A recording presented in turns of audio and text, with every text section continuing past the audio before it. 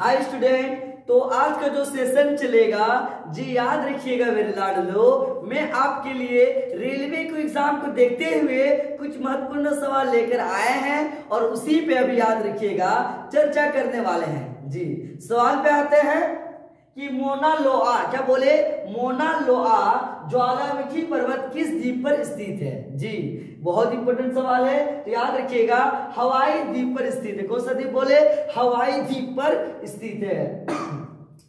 KNO2 का रासायनिक सूत्र क्या है, बहुत इंपॉर्टेंट है, सूत्र से सवाल देगा ही देगा।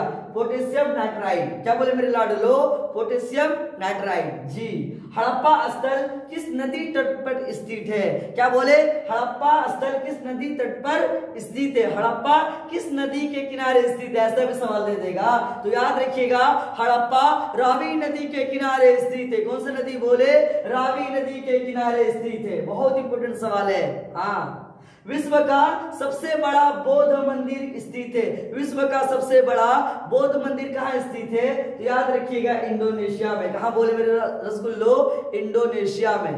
जी मानव रक्त में पीएच साधारण कितना होता है, तो याद रखिएगा 7.35 से लेके 7.45 तक होता है।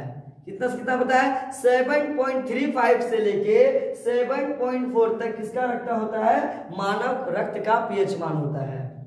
पुस्तक है I do on reform rhetoric and resolve के रचयिता कौन है, आई टू वाइट, याद रखिएगा आई टू वाइट के लेखक कौन है, तो रघुराम राजन। क्या नाम बोले, रघुराम राजन। जी परम शून्य ताप वह स्थिति है जिस पर गैसों में आणविक गति घटने लगती है। कौन सा गति घटने लगता है, गैसों में आणविक गति घटने लगती है।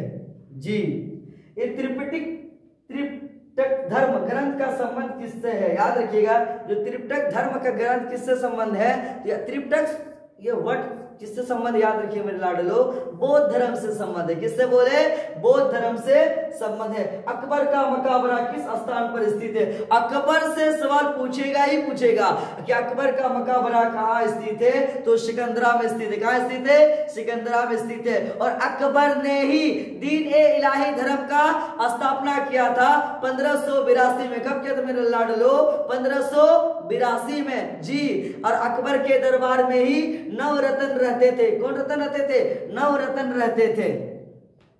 कौन सा स्तनधारी जानवर अंडे देते हैं, तो याद रखिएगा मेरे लाडलो, है ना, प्लेटिप्स जो जानवर है वो क्या देते हैं, स्तनधारी जानवर अंडे देते हैं।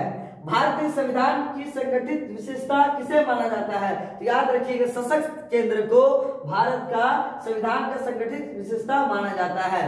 एक और सवाल इंपॉर्टेंट है, याद रखिएगा मेरे लाडलो, विजयनगर शहर और किस नाम से जाना जाता है, तो विजयनगर शहर को याद रखिएगा मेरे लाडलो हम्पी के नाम से भी जाना जाता है। किसके नाम से जाना जाता है, हम्पी के नाम से भी जाना जाता है। ये बहुत इंपॉर्टेंट है। सिंधु घाटी सभ्यता, क्या बोले, सिंधु घाटी सभ्यता। और एक याद रखिएगा विजयनगर साम्राज्य, बहुत इंपॉर्टेंट है आपका एग्जाम का पेपर का। काहिरा शहर किस नदी के किनारे स्थित है, याद रखिएगा काहिरा शहर किस नदी के किनारे स्थित है, तो नील नदी के किनारे स्थित है। कौन सा नदी बोले, नील नदी के किनारे काहिरा शहर स्थित है। जी तुगलकी राजवंश के किस सुल्तान ने चांदी के सिक्के के स्थान पर तांबे के सिक्के चलाए थे, तो याद रखिएगा मेरे लाडलो मोहम्मद बिन तुगलक। क्या नाम बोले, मोहम्मद बिन तुगलक। मेढक के कायानवर में याद रखिएगा आंख छोटी हो जाती है, आंख क्या होती है, छोटी हो जाती है। एक करंट अफेयर्स का सवाल है कि सरकारी विभाग ने हाल ही में अपना 46वां स्थापना दिवस मनाया, याद रखिएगा केंद्रीय प्रदूषण नियंत्रण बोर्ड। और कब बनाया इसका, 23 सितंबर को। कब बनाया गया, 23 सितंबर को। जी सुनहरी चावल है एक ट्रांसजेनिक चावल की किस्म जिसमें केरोटीन के लिए जीन तत्व उपलब्ध है।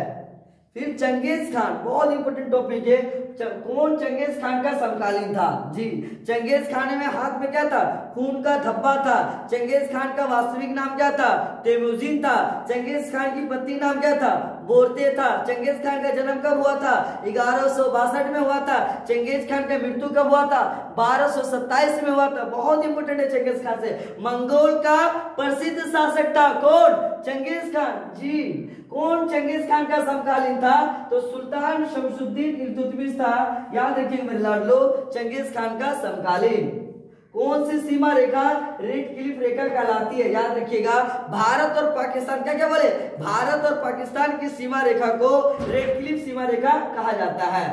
पुरुषों का एकल इतालवी ओपन खिताब 2020 में जीता है, तो याद रखिए नोवाक जोकोविच, क्या नाम बोले, नोवाक जोकोविच। केरल में थुम्मा प्रसिद्ध है क्योंकि याद रखिएगा यह एक रॉकेट लॉन्चिंग स्टेशन है। कौन सा स्टेशन है? रॉकेट लॉन्चिंग स्टेशन है जी।